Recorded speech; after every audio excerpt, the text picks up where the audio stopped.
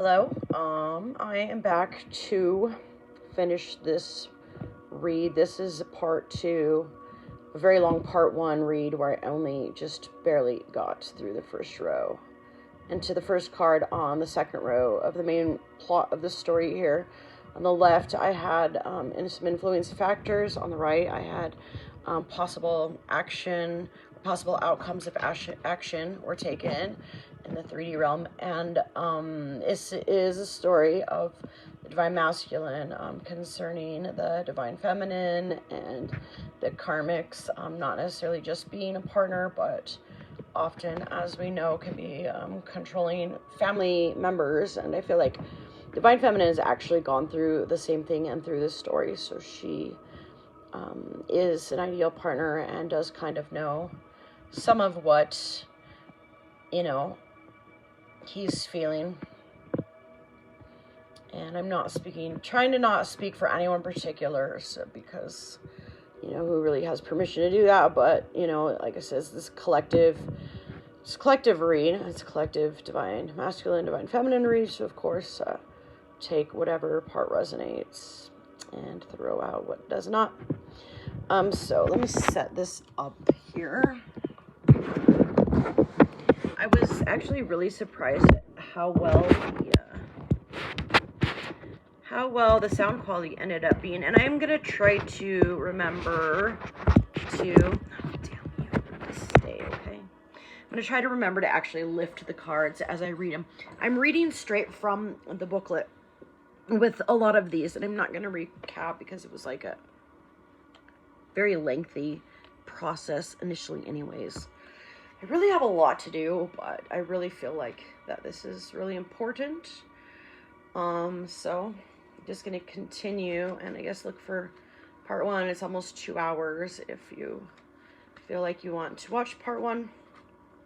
So I guess for part two is basically like transformation of divine masculine into the emperor, as things that do not serve him are broken down in his life, and he makes the decision to actually move from those things that have been holding him back for quite a long time in his life, and the people that have had a little too much influence in his life, and actually considering doing something that really just doesn't seem like traditional or I don't know, even reasonable to a lot of people, and following his heart and making a really bold move to change and correct a situation. And I feel like this is a bold move. Like all of this happened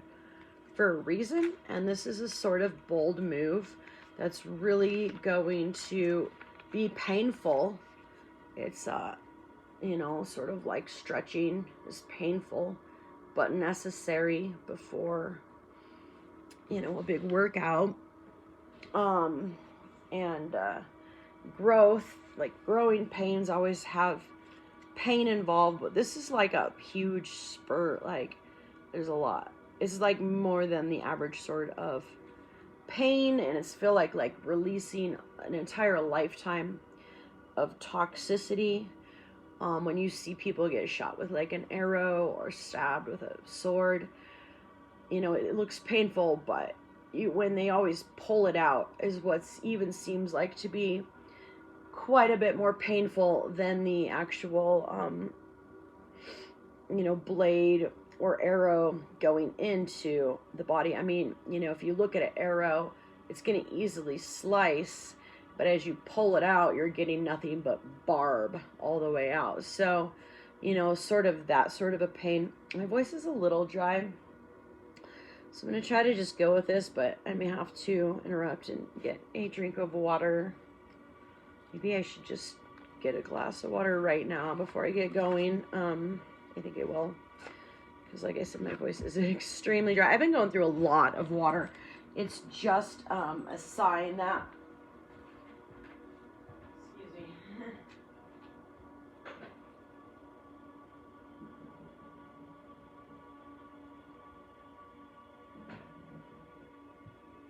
it's just a confirming sign that, well, when you are actually being like attacked spiritually, but also like quite literally electronically, and hit with like high frequencies,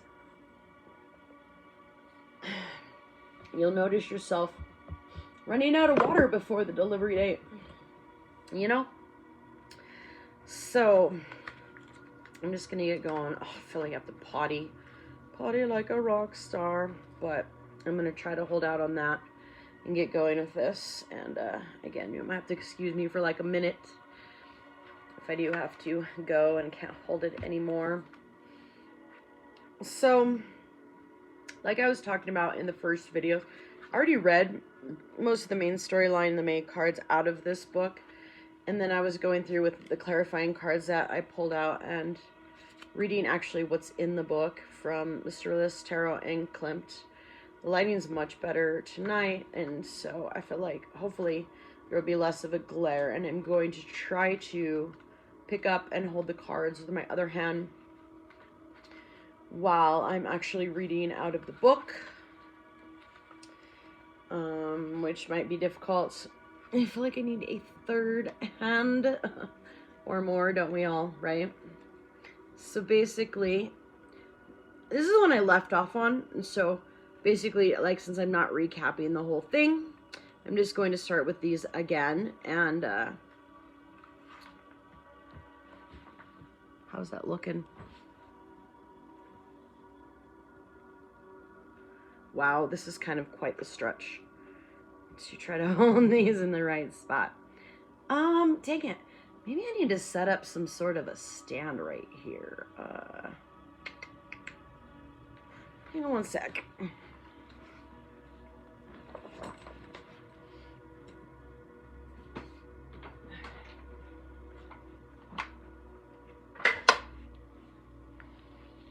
Let me take this.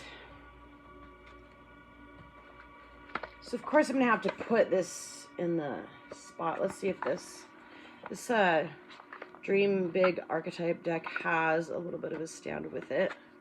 It came with it, and so maybe it'll work to hold 3 cards. I may actually, if I have time, read from the Empath's Oracle to end it, and that is a pretty surreal looking deck. Let's see how this works here. Darn it.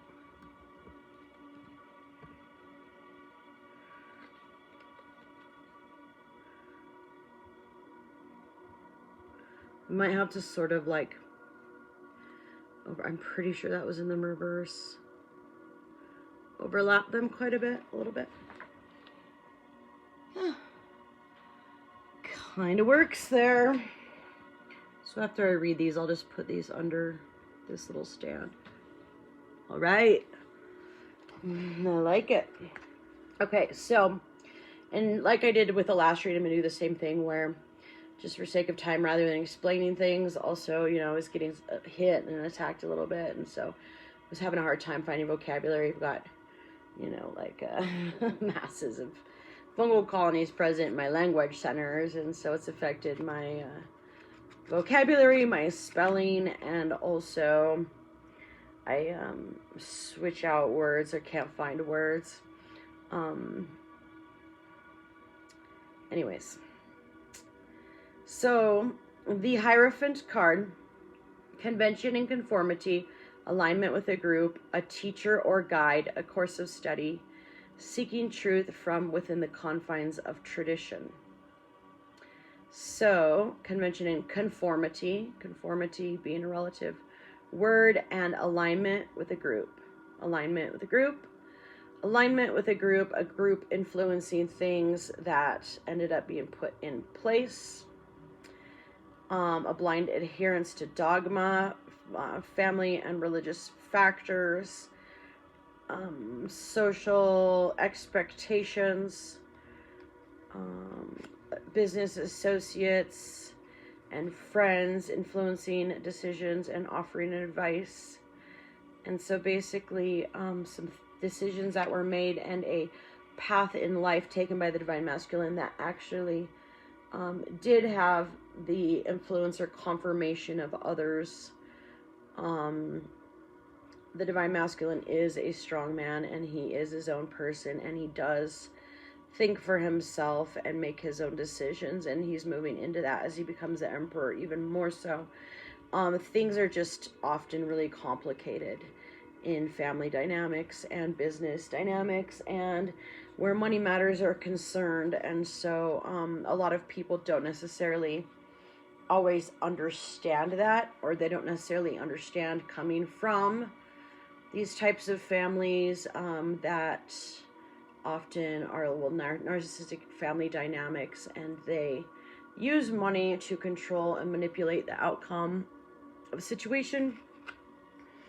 And it's unfortunate, and these are some of the strongholds that are actually being broken down through divine masculines making a different choice to move to a divine feminine, even though, you know, she may just be a Cinderella with soot all over her face, mopping, cleaning up a floor on her hands and knees with nothing, or perceived to have nothing, like Sleeping Beauty out in the cottage, living like, you know, a forest person. But the thing about it is she's got a very rich inheritance. It's just not known, as we've all seen those stories. So this Hierophant card is interesting because there's a bat, and a bat is like climbing a set of stairs, and actually then a ladder towards heaven. So I feel like the story of Jacob's ladder could be very relevant in the situation concerning a different course, a different direction in life. But what's also interesting is from this bat, and I feel like that bat could actually relate to some geographical areas and folklore. So it may actually confirm some of the geographical beginnings of divine masculine and divine feminine, as far as like those regions are concerned. And maybe possibly some of the ancestors in the background where this story is being picked up many hundreds of years later, and situations being remedied through past lives being reincarnated and reemerging, as well as ancestors from those times and regions playing an important role for the divine masculine and the divine feminine to join and be divine counterparts, and to remedy and rectify some situations and some like attacking of certain bloodlines and stuff that happened many hundreds of years ago. So this is a pretty powerful story. Also, what's super interesting is that when the bat like passes the stairs here and goes towards the ladder to heaven, when he has his wrestling with God Jacob moment, as he's transitioning from these stairs to basically, which I feel like could represent the 3D, it's got a rail, so it's interesting. I don't know if some sort of skateboarder or a skateboarding sort of thing is involved in the scene, or possibly a divine masculine being a skateboarder. But as the bat transitions from this 3D stair, this physical plane, this material plane, this material and physical way of thinking, to a more spiritual, a 5D transcendence, you know, as he joins up and makes moves towards his astral connection, his divine counterpart, his 5D, his spiritual mate. You know, so he's like transitioning planes and dimensions here, but there's all of these rocks, heavy rocks, boulders that are actually like falling down, as if this bat was trying to fly, but being held down by a lot of weights and burdens and rocks. All right, so to read. Oh, you know what? Actually, this was in the reverse. My bad. It's being changed. But as far as this reading is concerned, when I pulled it, it was actually in the reverse.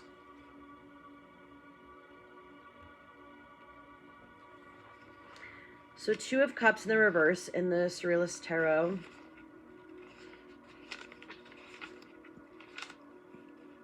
Metamorphosis of narcissists. Attraction for a person or for an idea of oneself. In this case, narcissism may also be creative.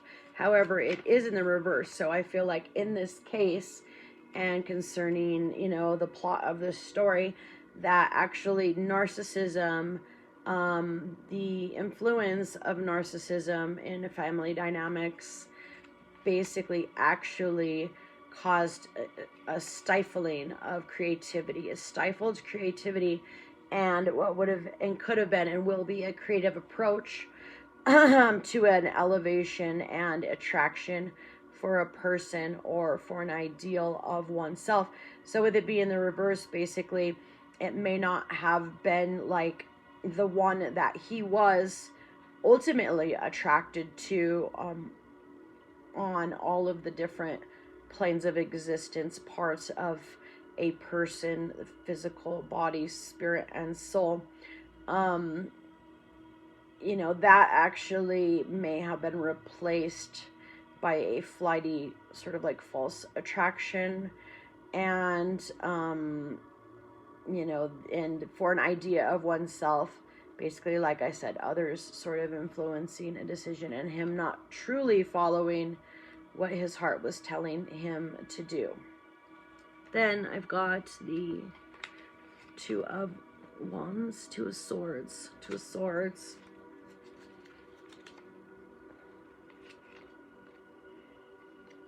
Dominion in the Thoth.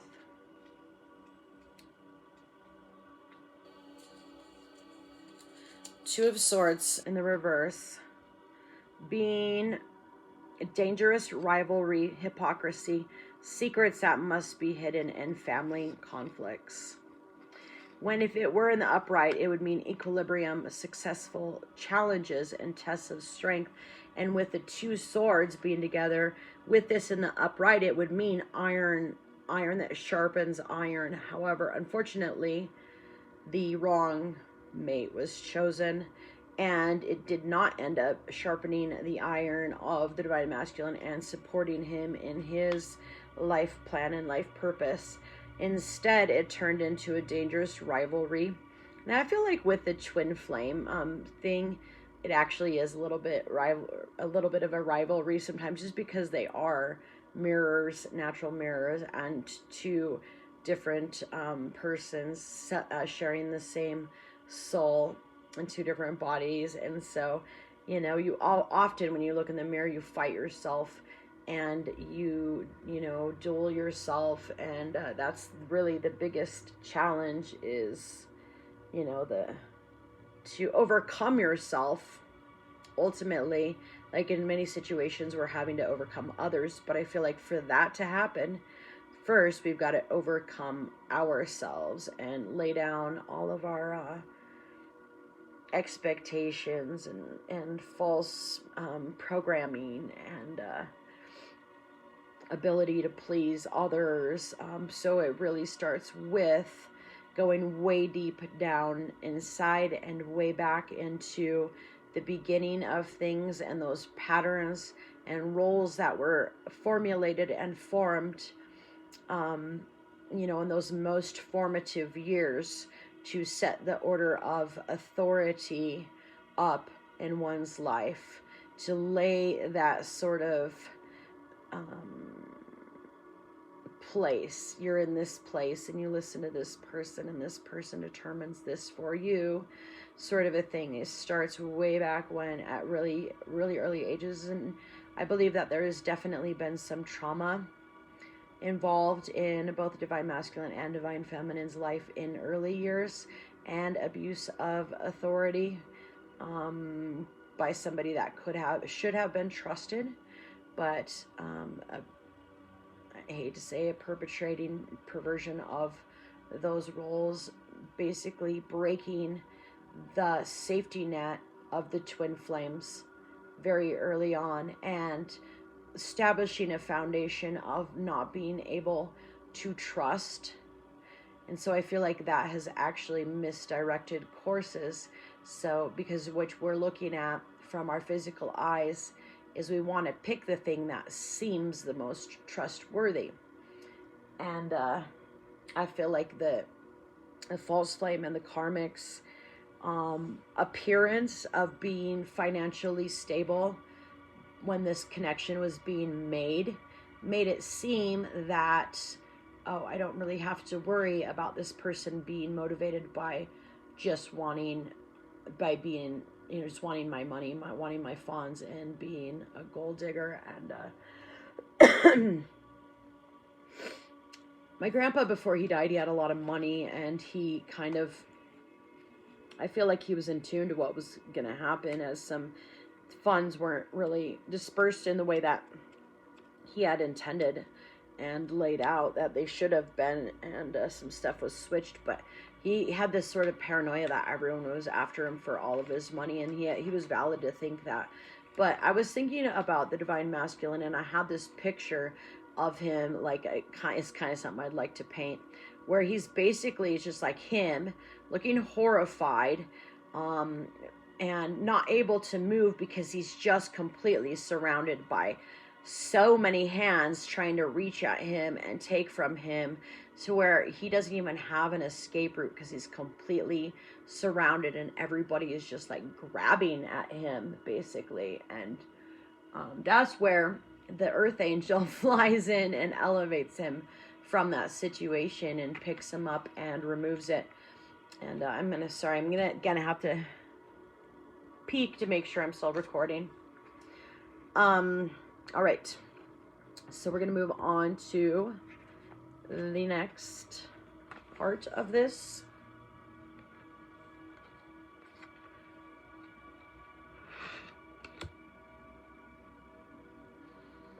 Also, I didn't mention, but there may be a same-sex rivalry or person that actually has caused some conflict, some blocking, put some more hurdles in the way. Alrighty. So next, after this connection and union was put into place, involving the influence of communities and families, or the advice rather, because he makes his own decision. It was confirmed by communities. They were celebrating something that actually ended up causing a lot of loss and a lot of downfall. So we've got the Queen of Pentacles in the reverse.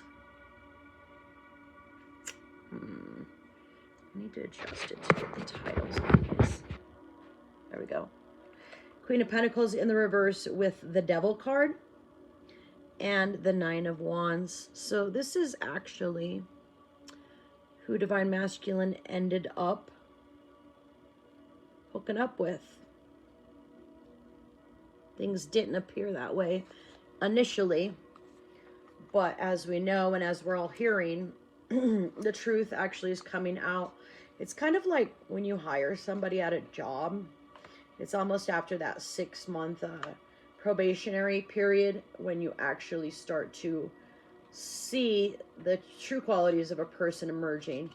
And then after a year, same thing with a relationship, then you really, really start to see the fullness of somebody's actual character. So that's why it's almost more reasonable and easier to trust somebody that is very authentic, even if they might, having a little emotional meltdown as they're trying to fight for their own rights. It's a lot easier to trust somebody that is authentic and not afraid to be that way, over somebody that's got their act together all the time and they got their act down real well. That's how I feel personally anyways. I'm pretty certain there's probably a lot of people that would agree with me. And that's why I feel like this whole like idea of emotions being bad, you know, and being downplayed and not allowed is really just hurting humanity. And it's something that needs to be overcome and changed, because, you know, it's like the whole idea of, you know, oh, they never freak out, so, you know, that's the way you have to be. You never freak out. You don't want the world to see who you truly are.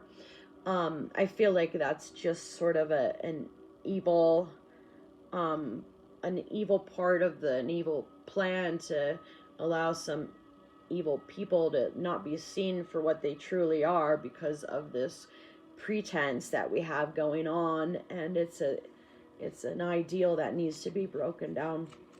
So the Queen of Gardens in reverse, with the upright, she's got dignified, she's bearing dignity and a regal beauty, and she's Mother Earth. Unfortunately, this one's in the reverse. So instead of being the true Mother Earth, she's not. She's a pretender. And it's almost like her, with her actual energy, like honestly, like causes like foliage to die and turn black and get, you know, moldy, get fungal rot, root rot. Sorry to say. So this card, and actually I'm reading some of the description on this one because I think this is a very important card in this storyline. So in the upright, this card would be the most nurturing of the entire deck. May represent a self-sufficient and welcoming woman who makes others feel secure. She is trustworthy and compassionate and confident. Her attention and assistance is not only directed towards others, is this woman who can also take care of herself. So things may have appeared that way. Unfortunately, this is in the reverse. So it turns out that this feminine that a contract is made with is codependent, is not trustworthy, is lacking in compassion and empathy. Somebody you can't confide in, because some secrets she is used as basically as blackmail and held over his head. And if you don't play my game, I'm going to tell on you. I'm going to release it, which that's criminal right there. To take, say, video footage, and after you're spiteful and vindictive in a relationship, and then use that and release it without the other person's consent, that's crime. Just for FYI, that one's already established. It's got a name, and I don't know what it is, but it's criminal, and you can serve time for that. It's harassment. It's harassment, defamation of character. It's whatever's being violated when they have to put a restraining order in place, sort of a thing. Anyways. So the divinatory meaning in this book is a positive business development, a protector or advisor, a more secure home environment, improvement in lifestyle, and a big-hearted friend to all. And as I actually read this in the reverse in the first video, what started out as a positive business development failed to be that way. It actually ended up being financial loss. You know, like that house that you buy that crumbles apart, money house, money pit. I don't know, you know, that I'm talking about, that movie. It just all collapses. And she ended up not being a protector and not giving a good advice and not creating a secure home environment. Quite the opposite. It wasn't an improvement in lifestyle. In fact, it was quite the opposite. And she's not a big-hearted friend to all, and her true nature is being seen through, unfortunately, like being tested. It's really during testing that actually you start to see the real person emerge. So, the devil in the surreal deck, a logical devil. You're just a devil in disguise. Oh, yes, you are. Sorry. Meeting with the shadow. I feel like that there's learning lessons through this, and all things can be used for good. And this is a way this could be used for good, is helping the divine masculine to actually see his inner demons, confront them, confront his shadow, and see what is the thing and some of the strongholds that have actually been keeping him from fulfilling his complete and ultimate destiny. Meeting with his shadow, all things always hide another example of themselves. And you have to, you have to forgive me if I mispronounce this name. Antonin Artaud. No one has ever written, painted, sculpted, modeled, constructed, or invented, except in order to actually get out of hell. Antonin Artaud. Basically, so no one, so the karmic counterpart, maybe a painter, may be a writer, or write songs, or did, or tried to. I feel like claiming to be an engineer and actually like plagiarizing and stealing written work of others, stealing an idea and try to claim that it was their own. And this is a very, very important invention. And it's going to be proven. The whole thing is going to be proven that you actually got that idea by being a spy and a snoop and sucking someone's data and illegal, just being illegal. It's going to come out. And so anyways, all of this was done. This work was shown and displayed and showcased for the ability to actually get out of hell, and actually like looking at the divine masculine as their ticket out of hell. But unfortunately, they brought the hell with them. So moving on, the other thing that ended up happening with this connection with the devil in disguise is the Nine of Wands. And we know that that's the defensive card, and it creates a defense mechanism, but defense of own interests, growth, vigilance, protective instinct. So basically it created a need for divine masculine to actually have to protect him and even his life. Fear of others, withdrawal within a group, and mistrust. It created much mistrust. Just like the Nine of Swords, it looks like prison doors. Kind of the same thing with the Nine of Wands. It actually created a fence and a barrier to keep a masculine trapped. But the spells are being broken, and the contracts of this Queen of Pentacles in the reverse, the devil, it's finally being found. The things covered up and the secrets of her actually breaking the contract is what is going to release the divine masculine. So again, you did it to yourself, honey. Sorry. You can't blame anyone else but yourself for what's happening and what's going down and the truth coming out. I'm going to see if there's any symbolism with this. It's definitely horns, of course. We got the Nautilus. So we've got a spindle. Interesting. A little Maleficent. Little Sleeping Beauty spindle, sort of. And it looks like, oh no, I thought that was a couple. A weaver. But it's interesting because that, oh, that's not a spindle. It's like a wheelbarrow. Coming from, this is really interesting artwork. From it looks like a dead soldier.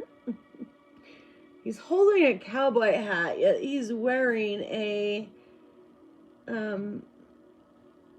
soldier's hat. And the shadow almost looks like an arrow going into his back. And then there's this female, like, I don't know, laying something down for him or trying to keep him constrained and confined. Wow. For whatever all that's worth. Sort of a homesteading type thing. There's holes in the Nautilus. Dali, Salvador Dali. It was a mustache, that is. I don't know. I've forgotten. I took art history, but that was like in 1994. And I've looked at my modern art book, but honestly, my memory is being removed and wiped, and I need to rebrush up against, oh my god. I need to, sorry, I'm having really, really difficult time speaking, and like I said, I'm coming up against a lot of attacking as I do these reads here, but I need to reapproach the situation. I still actually have some of my modern art books that were textbooks from college, from when I was in art school, but I'm always having to relearn the same information. It's very odd what's going on, and that's why I definitely need some medical treatment. And I heard this, I keep hearing this commercial about tinnitus, and it's basically like literally wiping your memory at a fast speed. So I feel like there's a little bit of downloading involved in all of that. And yeah, anyways, so I wish I had the time to look all of these original works up, because this is a very famous surreal work right here. It has a lot of the like symbolism that was very prevalent in surrealism, such as the chessboard, the egg, the wheel. Anyways, I'm going to try to get these to stay without falling over, and so they can be seen. Oh man, I am really stumbling over my words in a big way. I'm going to cover his face. This is bad. This is bad, but you know what? All of you strongholds and you forces of darkness, and those that are afraid of what is meant to free humanity, and you're holding on so tightly to your power and control, it's broken. It is broken, and there's not a thing that you can do to stop what has been predestined and prophesied. No matter how much you try, your attacks only make us stronger. I really like it how the artwork in this is very like sketchy looking. Using that term in like a actual like couple senses. It's like lithograph looking, the sketch of him. So I don't know what that relates to. He's taking his goblets and his candlesticks, and they're in twos, and trying to head out on a journey, but look at his face is horrified. He's watching for who's behind him. He's like making a run for it. But sure enough, he's being followed, and he knows it, and he is. I'm going to go ahead and just read all of this one too. God, this is going to be longer than I anticipated. Again, under a full moon symbolizing opportunity and clarity, a man apprehensively peers beyond our field of view as he grapples with a horde of objects. And I probably should give credit to the original artists and authors of this stuff. The text is by Steve Lucas, and it's the Jeopardized Tarot. The artwork is by Nino Jeopardize. And forgive my mispronunciations of any names. So, under full moon, I know that's significant, that there's definitely been moon magic involved in all of it, in the entire lifetimes of the Divine Masculine and the Divine Feminine, and their counterpart connection, and the seed that they will bear together. Under a full moon symbolizing opportunity and clarity, a man, and that's basically, we've had our opportunity stolen and the illusions cast when quite the opposite should be happening for us. That's been taken advantage of by people that have been doing this for many centuries. A man apprehensively peers beyond our field of view as he grapples with a horde of objects. Might he be a thief? Might he instead be trying to evade a thief? Concepts of victimhood, victimization, confrontation, and avoidance are addressed here. This card speaks to the necessity for integrity, coupled with measured and considered action, especially when confronted with loss, deceit, or misunderstanding. My ringing in my ears just elevated like ×5. I'm pissing some severely gross, dark, controlling energies off in a big way. So then the need is for integrity, and that's like an underlying factor here. And the actions have been measured and considered and seen for what they are at this point. So especially when confronted with loss, deceit, and misunderstanding, I feel like that part of the story's played out, and now the Divine Masculine has to flee with not much, but his life and a couple things that really mean something to him. I know as a Divine Feminine, I've lost basically all of my possessions through all of the targeting, and sabotage. But I feel like we're coming to a place in history where, you might not be able to carry much with you anyways. It's all going to be about traveling light and what's on your back sort of a thing. So the sevens of the Minor Arcana represent trials or tests that may be presented to the querent. Typically, these challenges are of a nature that the querent is already capable of dealing with, should employ existing skills and careful consideration.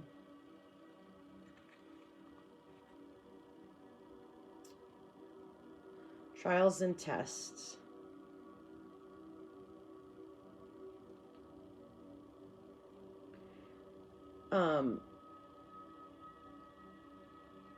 So this is almost like the meaning of like, you're not given a cross that's too heavy for you to bear.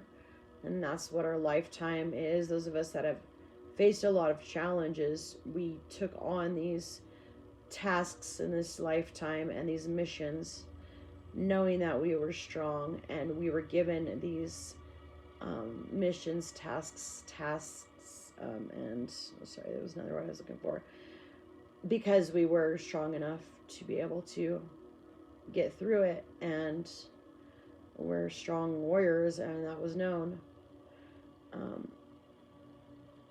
So like I said, capable of dealing with, should she employ existing skills in careful consideration. So I feel like that's another key word as well. Careful consideration wasn't made, but careful consideration is now having to be made concerning a situation. So divinatory meanings is a hasty or impulsive decision, avoiding responsibility, that which might be stolen, guile or deception, solitary action. So it ends up that a hasty impulsive decision that actually was kind of like in place, kind of an easy way, kind of like the easy choice, the easy path. This went down this way, and this all presented itself to me so naturally and magically. So this must be my future, and this must be my destiny. So I don't believe it was like an active decision to avoid responsibility per se. I feel like also he was trying to stay in place as to be the good guy and face some of his existing responsibility, and not be that guy and do what was right, especially in the eyes of others. So basically, out of that which may be stolen, his life force was stolen, his fire and passion was stolen slowly, like just caught up in pleasing others and fitting others' expectations and roles. Guile or deception definitely ended up surfacing and manifesting through it all. And so he's had to make a solidarity action. That's so worded so weirdly. So he's had to like move out on his own solely to escape the scene and escape the situation. Page of Swords. In the reverse with the Surrealist deck. What if these actually do have the original Surrealist artist mentioned somewhere? I feel like some of the phrases might not necessarily be from the actual graphic visual artist, but possibly like philosophers of the time. I don't know, I used to know. So, yeah. All right.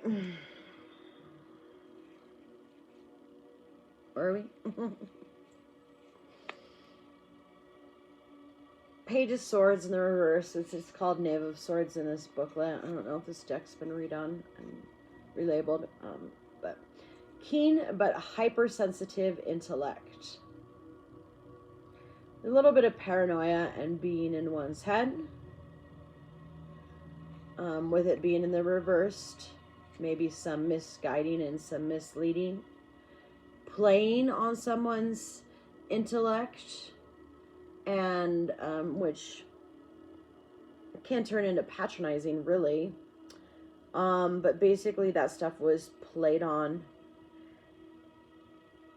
The thing about like sociopaths and stuff is that they're so very good at, I don't always blame this on them, because I feel like that these are learned characteristics and traits that are learned at a very young age. How to view somebody else and like figure them out and figure out what their weak points are or what's most important to them, and then devise ways to play on somebody's characters and passions and dreams and visions and what's the most important things in their lives in order to twist it around and gain an outcome for themselves. Somebody's not liking what I'm saying. I'm sorry. I'm supposed to do this. I don't know why. It's going to bring about an outcome that's something that I couldn't achieve just doing my hardest work, even hammering out copper. I would not be making the kind of money that that's going to end up manifesting for us with this whole thing being brought out, ironed out, and moved past, and two people being able to connect that are able to build upon each other, support one another, and support each other's avenues of growth and ability to growth. And I feel like the karmic feminine would like to do that. It's just, how do I explain it? You're just not ready. You're not ready. You haven't been through what you need to go through to be that person, to be that divine counterpart just yet. And I feel like you may be able to in the future.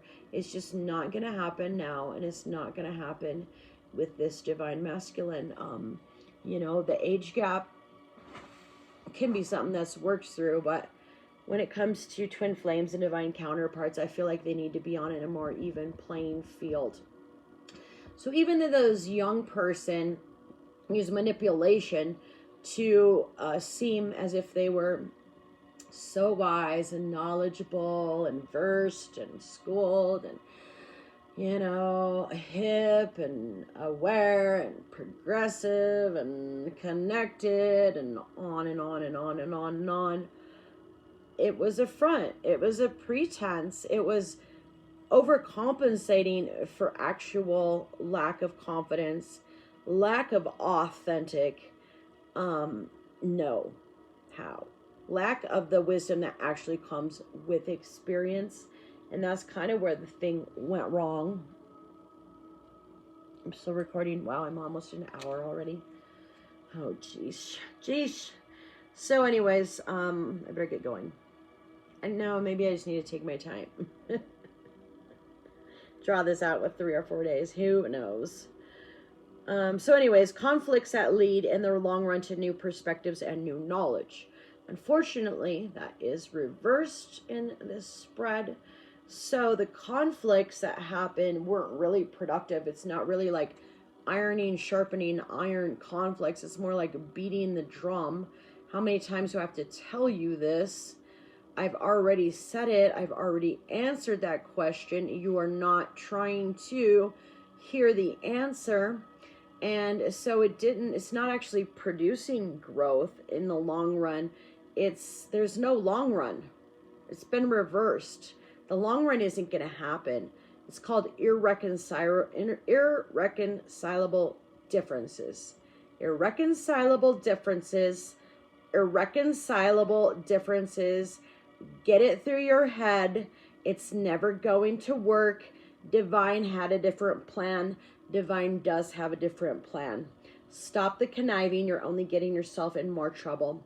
You are going to have to be locked up so that you can face your little manipulative ways of doing things and learn that that is not proper. It is not okay to go about sabotaging somebody else's life to get what you want. That's not how you get what you want and you need. And it's not okay. And it's part of what's bringing the world down, and the behavior needs to be stopped. It needs to be confronted, it needs to be addressed, and it needs to be dealt with, and it's going to be legally dealt with.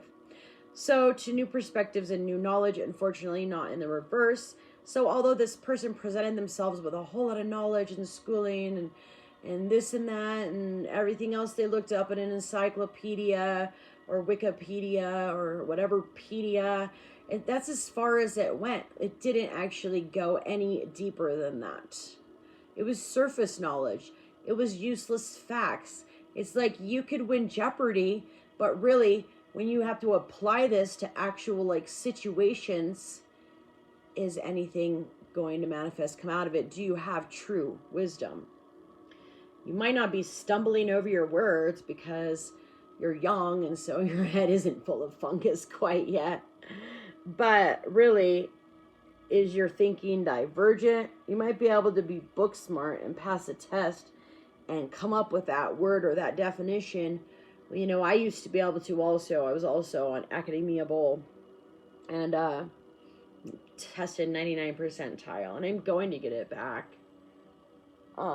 Especially when like the sabotagers are no longer allowed to sabotage and steal and vamp. That's when you know, our neural pathways are reborn and increased and reestablished, and we get back to a place where we were.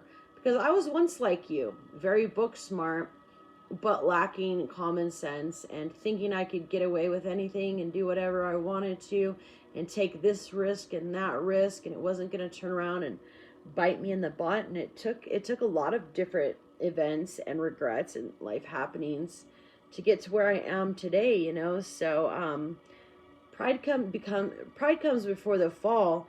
Don't think of yourself more highly than you ought to, because what happens when you do is what is happening and playing out now. Unfortunately, since you wanted to be famous, it's actually being seen and done in a public sort of a way. So for as higher your horse, the further you have to fall down. And that's just true. It's just true. Your big ass looks huge. Your big fake ass looks huge from underneath that high horse. But when you fall, your breast implants are going to burst. As well as your other plastic parts. And I'm still recording. 53 minutes. Okay. Moving on. Oh, wait. I did not do the Knight of Wands here. So this is where, like, through all of this stuff and all of what I'm talking about, this is where he got the realization that he had to flee this scene. And it's with the Knight of Wands. And it's a message from Spirit. May have been prophetic words. In fact, I know it's been prophetic words. I know it's been prophetic words of the Divine Feminine that actually were put out, not out of a place of, like, you know, spite or like rejection. Well, maybe a tiny bit, but more so out of a place of really just caring about the world and the future generations and the collective as a whole more than anything, and caring about the Divine Masculine actually achieving what he was meant to achieve and to be everything and to be able to actually act out his true inner, authentic inner passions, goals, like what his core, his his just truth, his truth. Thank you. That's what I was trying to say. Act out his truth and act within his truth. So the Knight of Pentacles. Did I actually do that other one right with the Knave? Yeah, it was the Page. Okay, never mind. So the Knight of... Sorry. Am I in the Knight of Pentacles? Yeah. I need the Knight of Wands. Knight of Wands. In the Klimt Tarot is... This is the definition that is used here. And I don't know, did I give credit to this author or this writer? I did not yet. I will try to do that, even if I put in the description or whatever. Okay. Knight of Wands. So, it basically started out as trips, new business, job offers, endless wealth, opportunity. The world's ahead of us. This is going to be great. This is going to be amazing. We're going to get everything we want. It's all going to be fulfilled. You know, I've hit the jackpot. I've hit the lottery. Well, did you get that last payment, Karmic? No, you didn't. And for a good reason. Your fraud's been discovered, unfortunately. Well, fortunately. It's going to go into the right hands of the people with the right hearts of things. And the right intentions with money. Anyway, so absence of a loved one, separation, troubled marriage, and gambling losses. Well, we definitely know that the troubled marriage and gambling losses have happened. But with this being in the upright, I don't feel like this is actually card is meant to so much talk about this one. If I do the reverse meanings with this reverse card, it does turn into troubled marriage and gambling losses. But if I take the upright meaning and I apply it to somebody going on their journey with their life, pretty much just their life, to save their life. What is most important? Take only with them what is most important. It does actually turn into a trip, a journey, a vacation, travel, but actually like a new business and job offers. So a change of career, and it's actually a positive and a good thing, what's coming up. Alrighty, let's move on. Because like I said in the last video, I feel like, and I've gone through this a couple times, there's two different sides to this story, and there's a part 1 and a part 2. And so I feel like, you know, with, especially as it concerns the relationship, the marriage, the divine counterpart, there is, you know, what happens with one choice and what happens with another choice. And I know Divine Masculine is cool enough to actually recognize just how vital and just how important of a decision it is, the one that you choose to be your trusted partner and to have by your side, and that it can make or break you.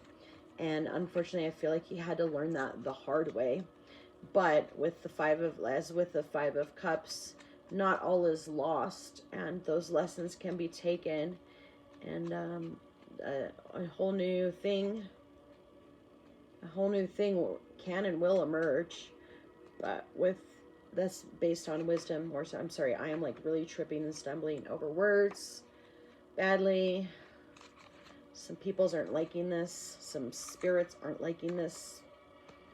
So 10 of Tides in the reverse. And so in this book, the divinatory meaning was contentment and fulfillment, a peaceful family or home life, a harmonious marriage or union, blessings and good fortune. And unfortunately, it's in the reverse. So we're just going to take this at face value for the opposite meanings of what was put in this book by these authors and creators of this deck. And it is non-contentment, discontentment, a lack of fulfillment, a disruptive family and home life, not peaceful. The opposite of peace is a war at the home front, a disharmonious marriage or union, and blessings lost, fortune and money lost. Don't shoot the messenger. I'm just reading the definitions out of the book. 5 of Swords. in the reverse with the Surrealist Tarot is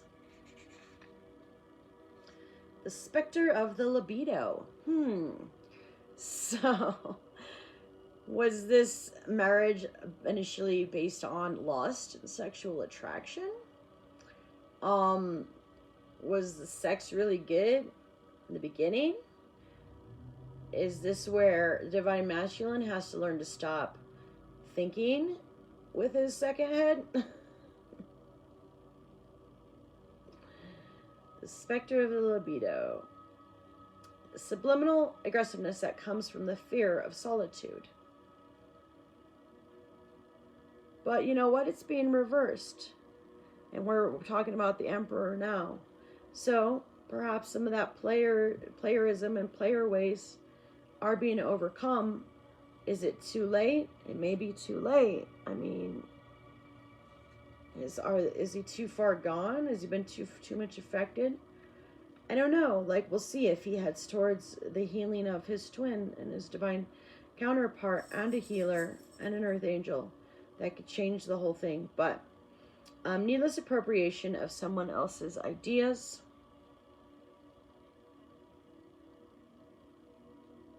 Plagiarism.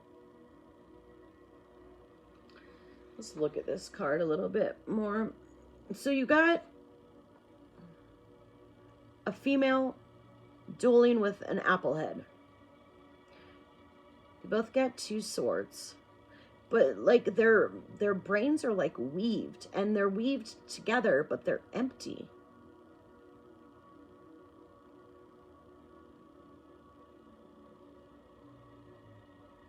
I don't know what's coming out of the water, but that's almost like murky wastewater.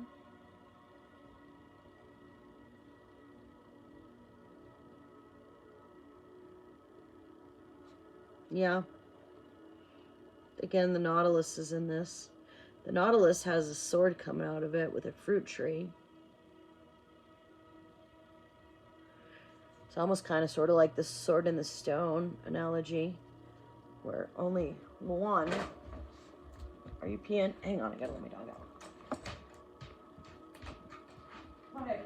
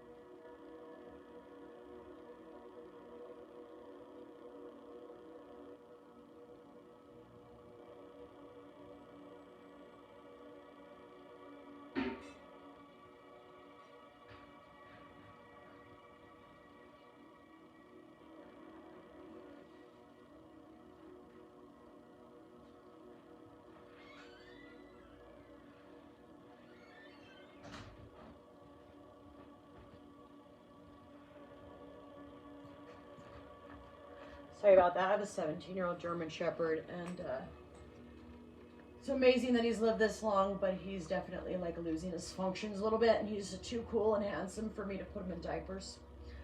But I gotta take a little potty break for myself. You're gonna have to excuse me again as soon as I hear his bark is mostly gone, but as soon as I hear him yelping and crying in distress, I'll have to go grab him again. All right. So anyways, this 5 of the Swords in the reverse, I feel like I don't know if I'm necessarily like getting the message and the picture of this, and can't even really tell. I mean, we know 5 of Swords is conflict. So with it being in the reverse with the 10 of Tides, so the house is conflict And again, I'm now like reading like a part 2 and clarification of the second part of the story. I feel like with these clarifying cards sometimes. So the disharmonious house possibly did start with a lot of feuding and conflict, or possibly there's you know, exterior influences. Hang on, let me just listen, see what this is supposed to mean. But maybe perhaps, so it could mean one thing. It could mean that in a situation that actually like can be repaired. I feel like a lot of these karmic connections aren't repairable. They're gonna have to be moved beyond. The conflict is gonna have to be fleed in order to find harmony. So in the sense of the Five of Swords being in the reverse and it being actually just worse than the Five of Swords is in the upright, I mean, that could just mean extreme violence and, you know, like the knife party, right? And maybe perhaps some legal action was taken and somebody was jailed so as to stop that and to prevent children from being exposed to some very unhealthy sort of things. But somehow it's overcome. Whether it was overcome that way or if it was overcome by a masculine removing himself from a situation and decide that's not what he wants. He doesn't want disharmony at home. That's not going to work for him. It's just literally killing him. Literally killing him. I have to let my dog out. I have to let my dog in. Hang on.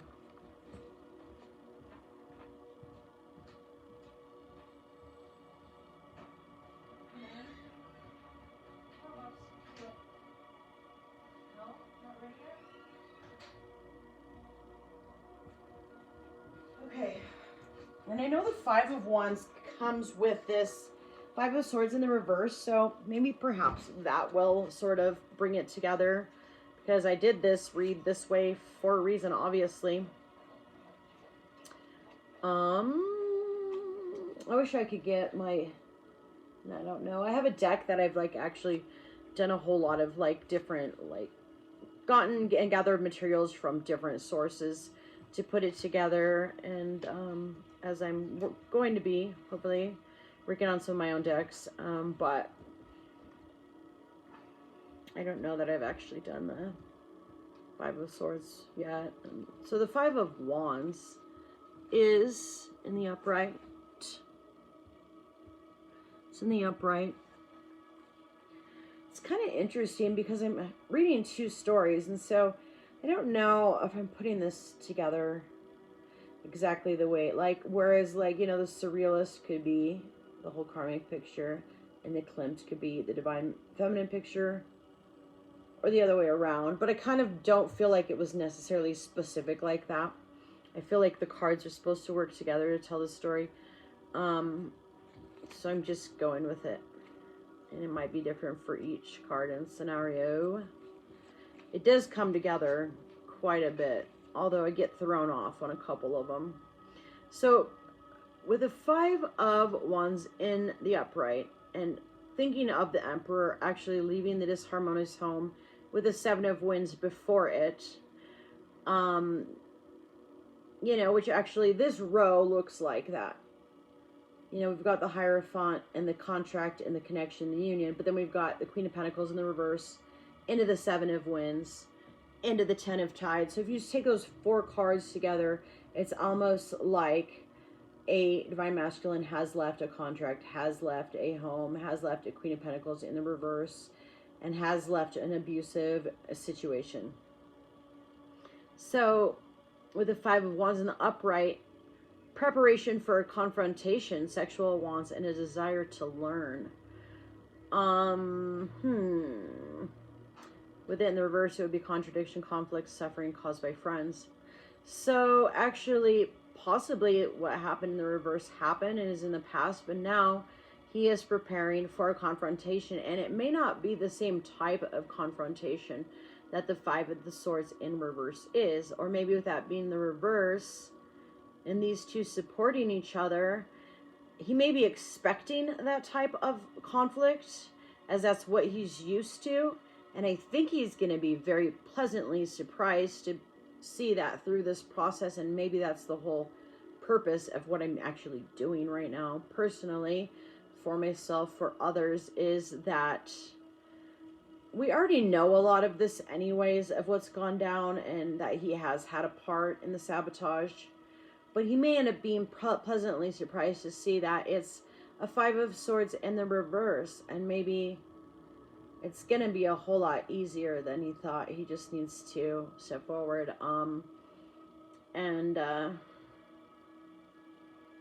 Someone really doesn't like that I'm saying that.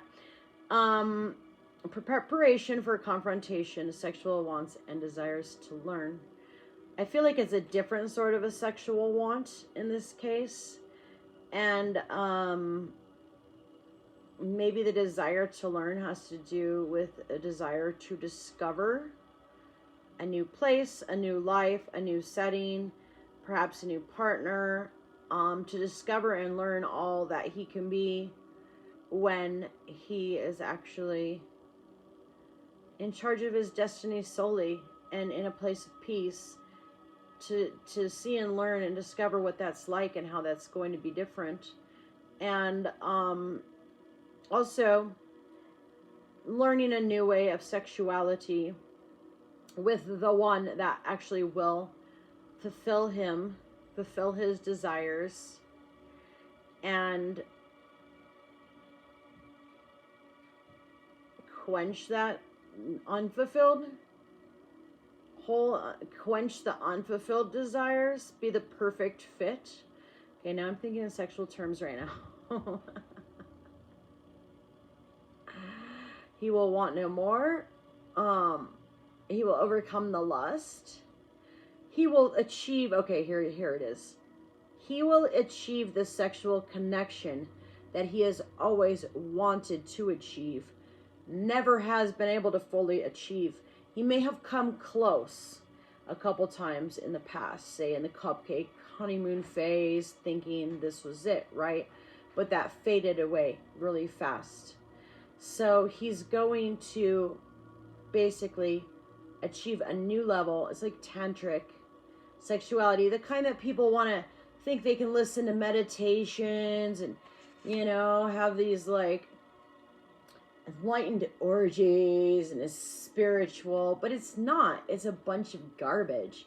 He's actually going to be able to be fulfilled sexually, and it's going to be surprising to him, because this feminine is quite a bit different than what he's done before, as far as like having the perfect arm candy and it being, evolving around image. This is going to be a connection on a whole different sort of a level, and a whole different sort of level of acceptance, level of being seen, level of being felt, the kind of thing that brings tears to their eyes, but the right kind of tears, the healing tears.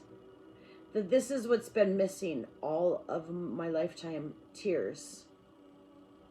They're like, we actually made it.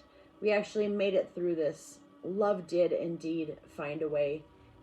I am home. This really is what it is like to make love to your wife. You're my real wife. You're the one. You're my happiness. You're my home. And I thought I knew what it was like to make love to a wife before. But now that I'm actually making love to my divine counterpart, my ideal partner, my soul in another body, my mirror, my twin,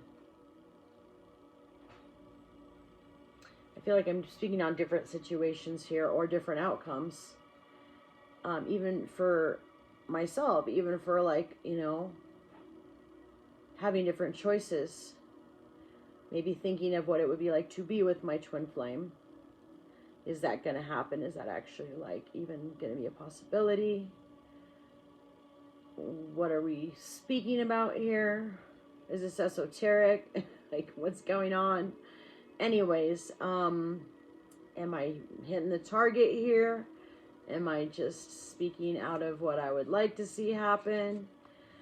Has all of this happened the way it's happened for a reason? What's really going on? And all of this took over an hour just to get through one row here. An hour and 14 minutes to get through one row. Yeah. But it kind of does seem to sort of like make sense here. And it turns the 10 of Tides over. It turns the 10 of Tides over. Actually, these two. Is he turning the tides? Is he changing the outcome?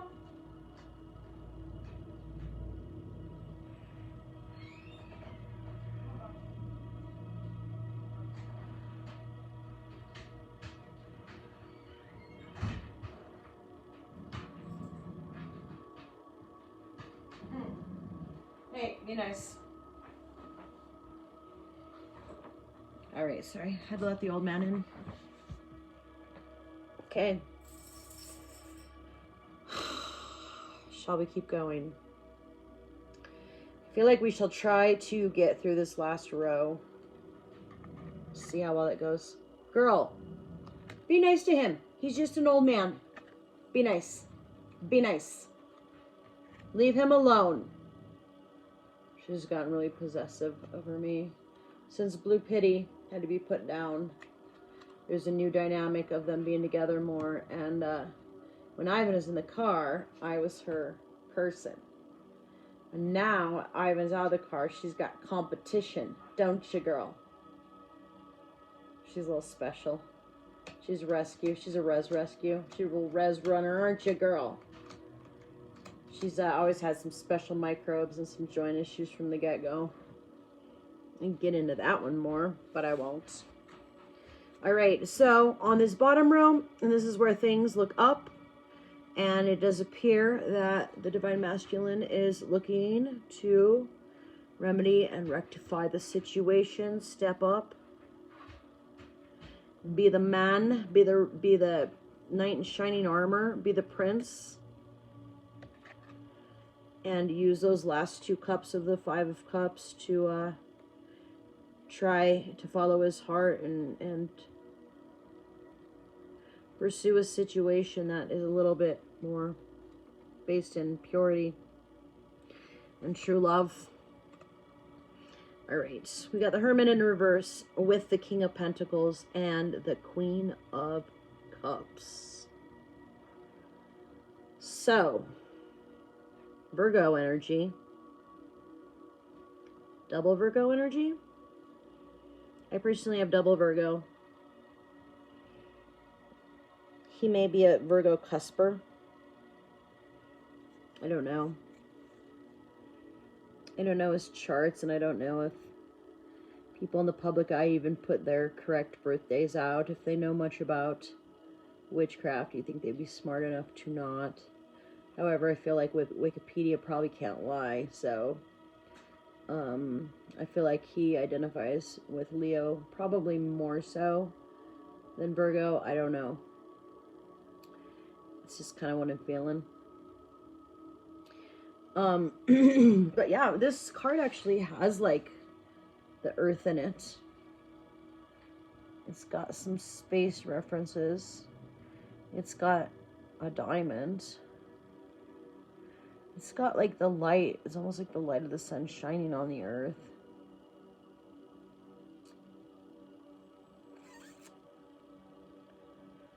Interesting card. The Hermit. It's almost like this head and this face is seeing 4 different elements, 4 different planes all around him. It's almost like he's looking into a ball full of alchemy. And also, it's almost like there's planets within this sphere. So where he's like seeing possibly some starseed. Maybe getting some starseed and some ancestral downloads and advice and influence on things. Is that like a monkey or an ape in the bottom? I can't really tell. I feel like that almost looks like a little bit of a nautilus, but it's more like a yo-yo or candy shape. What's that all about? Anyways, oh, is that a dandelion? Shut the front door.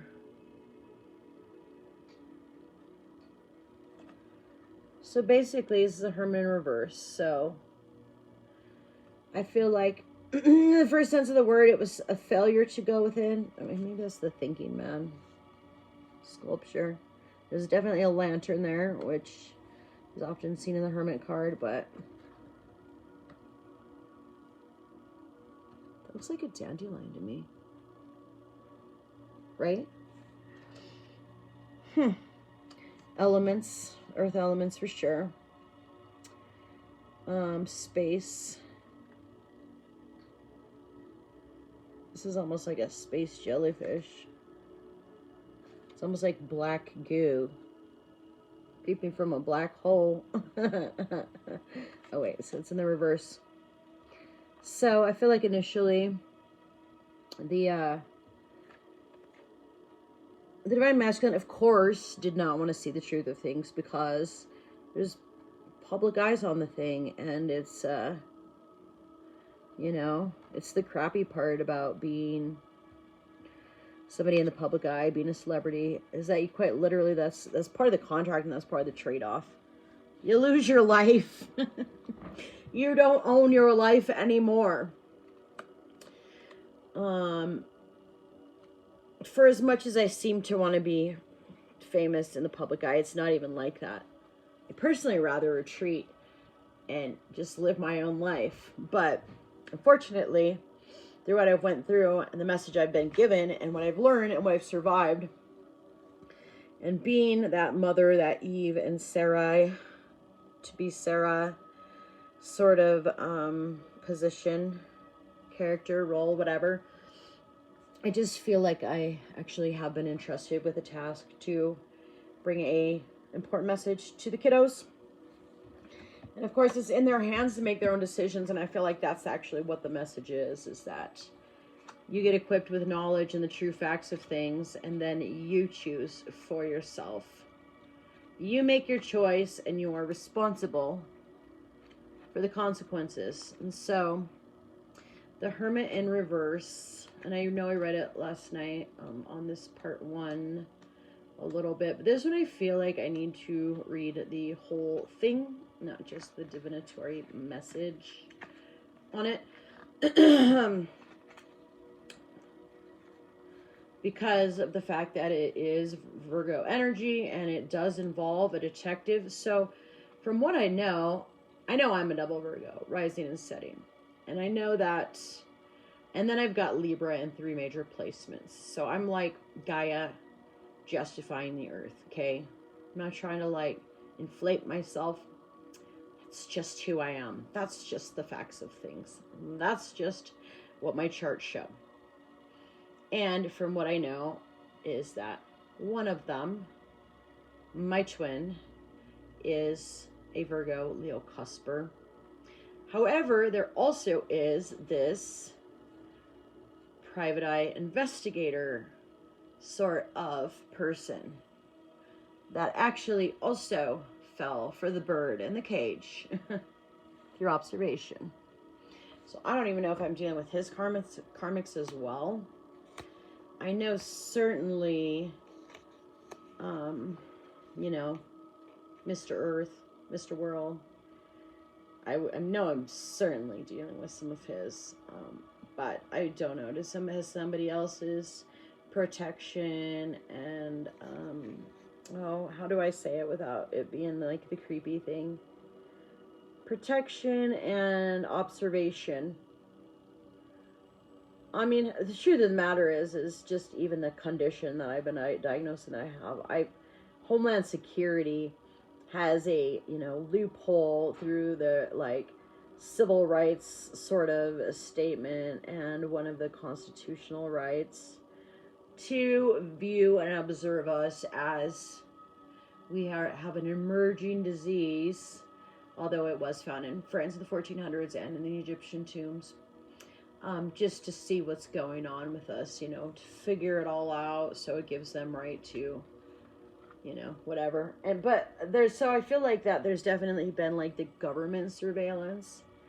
And I feel like there's definitely been those with dishonest intents that have wanted to take the future of the divine feminine from her, and so therefore have surveilled in order to try to Photoshop and cut and paste and put together a false narrative so as to commit fraud.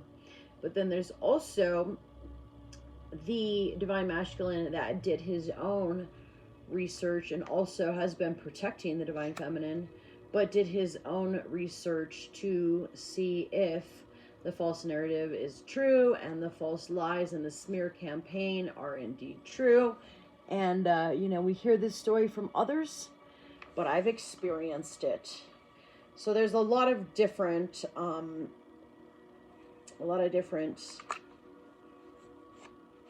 people or organizations, I should say. Some of these are complete organizations trying to figure the thing out. As you're a lab rat, like what happens with a lab rat? They're in a cage by themselves and they're surrounded by mad scientists in cloaks with their clipboards, you know, writing down observations and then changing those to fit their own needs. But that's the sort of thing that's being overcome and broken down.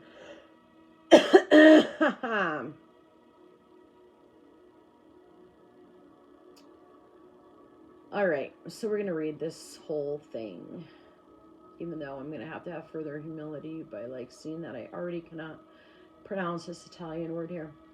Radiating shamanic energy and teeming with personal and mystical symbols is the hermit. Well, there's your earth energy, huh? Earth frequency, Mother, Father, Gaia. Hovering immediately to the left of the image's central frame, and I actually like to say Father Gaia is really just to say a person in a male body with female energy tapping into their earth energy, and, you know, the female energies part of things, side of themselves, and the sign and the element, and you know what I mean? Anyways. Hovering immediately to the left of the image's central frame is the tailed urchin-like creature, whose appearance recurred frequently, and I feel like, oh, so that's an urchin, yeah, to the left, but it would be to the right. It's covered up. It's not a dandelion, it's an urchin. I think. Oh, wait, hovering immediately to the left of the image's central frame is the tailed, yeah, it's an urchin-like creature whose appearance recurred frequently and jeopardizes 2008 to 2010 drawings and painting cycles. No less than 4 depictions of the enigmatic, this is a word I can't say, Borjali, see introduction. So I don't know if that actually is... You may know what that means.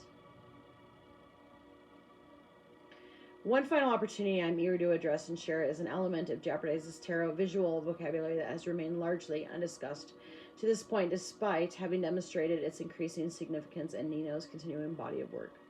Borjali. How am I doing? It's already been noted elsewhere in this volume. The first tarot image that Nino shared with me was an early draft of the star, lacking in detail but already lush with atmosphere and spirit. When I received more fully detailed and near completed version a few days later, one tiny new element near the center left margin captivated me. It was a small round object, clearly in motion, perhaps metallic in nature, and with the bonds of marking and its circumference. Another vaguely similar. So now tell me what Borjali means. Yet I intuitively understood that they represented a kind of greater intelligence. So does Borjali mean like otherworldly intelligence? Does it mean motion? Does it mean circumference? Does it mean a circular thing? The artist, of course, is reluctant to discuss meanings, probably because they're very personal. She replied that these beings had manifested themselves spontaneously without any conscious intention on her part. Oh, does it mean spirit? Wow. Oh my goodness. So she actually like got in her spirit. She replied that these beings had manifested themselves spontaneously without any conscious intention on her part, and that she agreed with my interpretation as what they might represent. How interesting. Enigmatic entities continue to appear in cards. So otherworldly, influenced.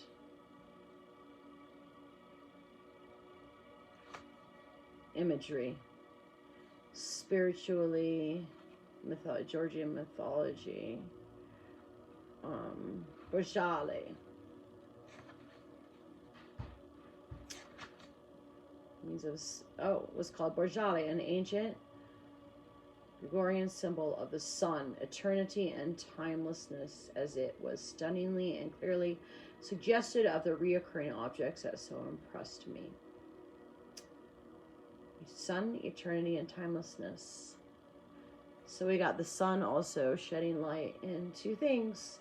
The sun exposing things. And the sun actually, I don't think the sun actually shows up at all in any of these cards.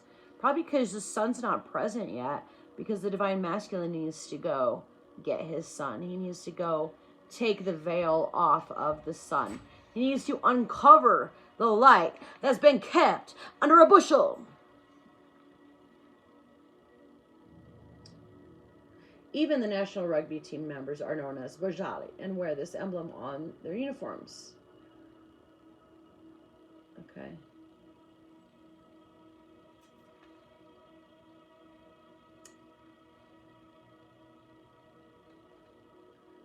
Anyways.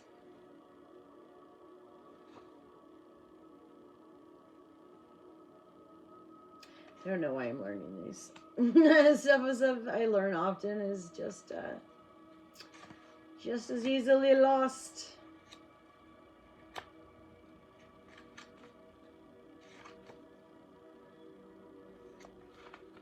Anyways, it's a space-like thing. It's like a space-like seed. See that? Bojali, if I'm pronouncing that correctly. All right, well, there's all kinds of Bojali all around the hermit. So basically the hermit is seeing into other realms, into other worlds, seeing other life forms. Possibly some of those life forms, like I discussed before with the ball, with like the crystal ball almost like, but that has otherworldly, other planetary influences. Perhaps some of the actual, because divine masculine and divine feminine are both of other worlds. They're alien.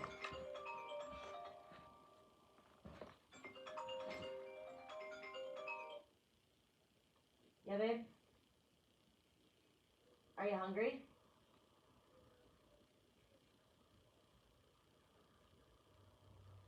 Okay. Make you a cheese and turkey sandwich? Okay. Yeah, you're welcome. I'll see you in a bit. Bye.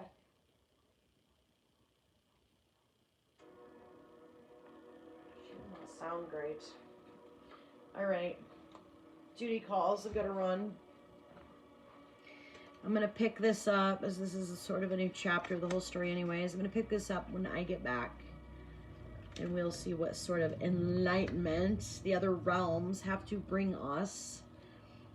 And these stars. So, like I said, divine masculine and divine feminine are true starseed. They are starseed. They have been put on this earth for specific missions. They've got the backing of certain alien races. They've got otherworldly DNA, certainly. And that is why their specific union is so important, and what they will produce and birth together, where be it a human being or projects or movements, you know, Renaissance, Resistance, whatever it is, they are very much meant to be together for a very important reason. And that is why so many forces have come against their union and why they've had to overcome so much. It's a damn miracle that they're even alive, and they're hanging on to life, basically, for the purpose of their union. So we'll see how the Hermit in the reverse refusing to go within, then going within, and then pulling out of going within. It's like 3 different phases there. This is a pivotal moment, I feel like, of this whole read. I feel like as I look through the influencing factors, I might get some clues as to some activity. Possibly, unfortunately, some illegal activity and some things that need to have, influence and interference become part of, so as to bring about this really important connection. And then also I've got should the divine masculine, divine counterpart, male twin flame counterpart make his move forward. And I have the Hierophant here on the Jester of Gardens before she becomes the Queen of Winds. So it's basically just saying this girl's different. She's not going to pretend to be the man, even though she's got a lot of masculine qualities. She's put on this earth to be a female for a reason. So we've got the Hierophant that comes up with the Judgment in the reverse on the Jester of Gardens. And from that produces the Queen of Winds and the 3 of Cups celebration and the 9 of Pentacles. So I think that this is really significant. And this card here is very pivotal to the forward movement of a divine union. And so I guess I'm going to just have to stop this here. It took me an hour and a half to basically get through 1 row of cards. I don't know what I said or what I didn't say, and if any of it means anything. But I've actually got to deal with something now. And yeah, again, that's why it's been so necessary for the Knight in Shining Armor, the Prince, the Knight of Cups, to actually make that journey and go kiss his princess up and wake her up from her slumber and save her from her situation, from the Cinderella life, from the deep sleep. That's his job, and he has to do that. And when he does that, it's going to change everything and is going to mean everything. And that is actually keeping the whole thing in perspective and in the Hierophant energy. Because a divine feminine will not so much as be so creepy to research another and try to take on their energy, try to steal their work, their ideas, and their inventions, and then go present herself to a divine male. This is why this karmic female is under so much judgment. Because she literally tried to get in the way of a divine being, take on that persona, steal that energy, pretend to be her. Such a Jezebel move. And then get in the way of a masculine and try to thwart their purpose, their plan, their destiny, their huge impact that they are to have to make on this planet Earth, and it might just possibly save it. I believe it's going to, and I believe that it's got to be that significant for as much opposition that's come against the both of them, to have come against both of them. So it's interesting because the King of Pentacles, and that actually does have Salvador Dali in it. Absolutely does. King of Pentacles is in the reverse in this, over the Hermit in reverse. Oh, I might have to like rewatch it. Did I just turn that upside down, or was the King of Pentacles in reverse? I don't know. Why did I think he was upright? I don't know. Maybe he's King of Pentacles until he actually... No, I thought this was upright. I don't know. I need to go back and look and see how this originally was supposed to be, because I didn't think this King of Pentacles was in the reverse. Maybe he's seen that he's been in reverse. Maybe I need to read it both ways, actually. Maybe this King of Pentacles needs read both ways. Basically with and without. With and without the actual Queen of Cups. The true Queen of Cups. In the picture. Yeah. Because I thought he was in the upright.